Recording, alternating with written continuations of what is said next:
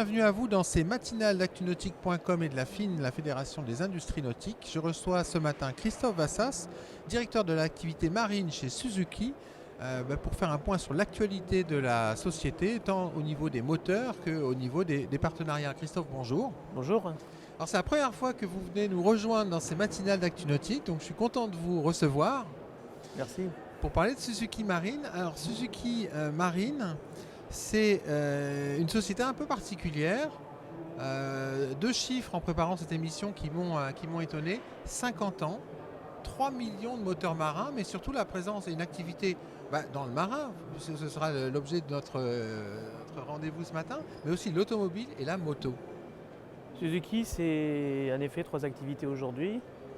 Et par contre, Suzuki a une histoire un peu particulière, c'est que Suzuki est une société déjà plus que centenaire, qui a commencé sa vie industrielle par produire des métiers à tisser. Des métiers à tisser, comme Citroën faisait des engrenages. À peu près. C'est souvent la mécanique qui a amené les entreprises à se développer dans le moteur. Ça, c'est le tout début. Ça a continué par la motorisation d'une bicyclette. Ah. Ça s'est continué ensuite par une moto, Oui. pour se poursuivre par une auto.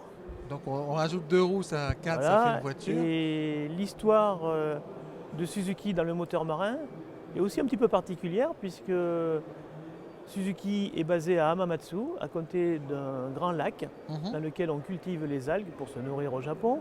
Ouais. Et Monsieur Suzuki à l'époque a dit on va développer une machine à récolter les algues, qui s'est fini par un moteur marin parce que la demande de moteur marin était plus importante que les machines à récolter les algues.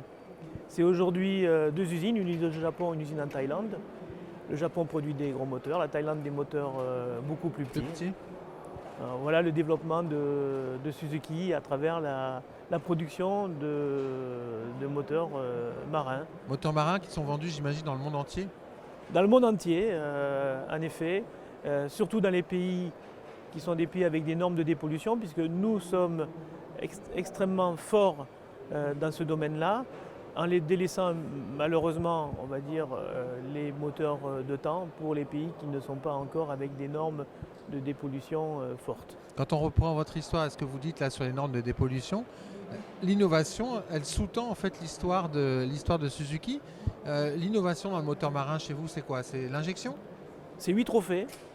8 trophées qui ont été remis par les instances internationales. C'est beaucoup d'innovation. Donc 8 trophées en effet. C'est surtout l'injection séquentielle multipoint qui permet à la fois au moteur d'être plus performant, de moins polluer. Lean burn? Entre autres le lean burn, c'est aussi d'autres technologies qui mécaniquement permettent au moteur d'avoir un meilleur rendement dans l'eau. Donc tout le développement de Suzuki et la grosse trame est dans ce sens-là. D'autres innovations?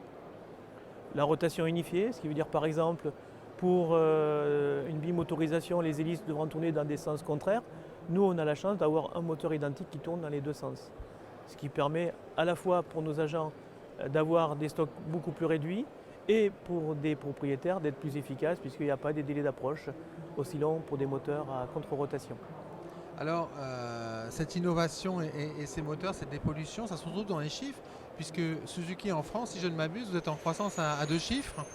Vous êtes partenaire de Beneteau, il y a une vraie dynamique commerciale derrière. Il y a une vraie dynamique commerciale, il y a une vraie volonté de l'entreprise, il y a surtout une grande écoute de la part des dirigeants qui développent des produits aux attentes de nos partenaires.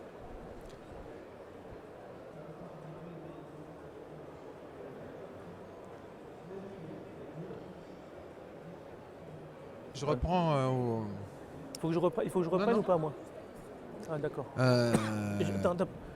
Je réponds à la question ou je réponds pas? Non, c'est bon. Ah d'accord. Je vais reposer une autre question. Ah d'accord, pardon, parce que je croyais qu'on reprenait, c'est bon. Ah non, on continue. En termes de produits, cette année, vous lancez le DF200AP, qui est un moteur qui a une caractéristique, c'est le downsizing. Est-ce que vous pouvez nous expliquer ce que c'est que le downsizing sur les moteurs hors-bord, ce que ça apporte concrètement aux plaisanciers? Avantages, inconvénients?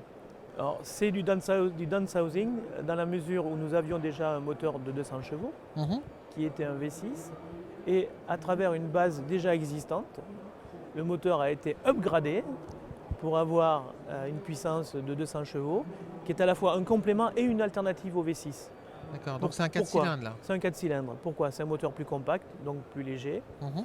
qui est lui équipé de toutes nos toutes dernières technologies, le lean burn, la rotation unifiée, la distribution par chaîne, les commandes électroniques, tout un système qui permet au moteur d'avoir un meilleur rendement.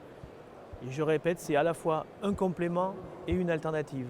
C'est-à-dire qu'il correspond à un certain type d'usage par rapport à un 6 cylindres? Il peut convenir à des bateaux qui sont des bateaux beaucoup plus légers, puisque le V6 étant plus lourd, ça mène du poids à l'arrière. Mhm.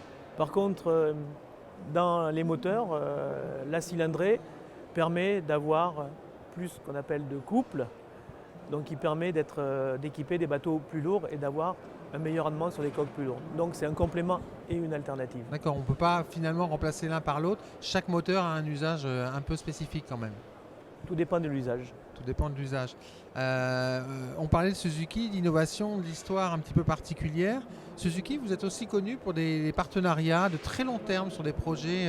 Alors, je pense à la Solitaire du Figaro, par exemple. Ça fait 10 ans que vous êtes partenaire.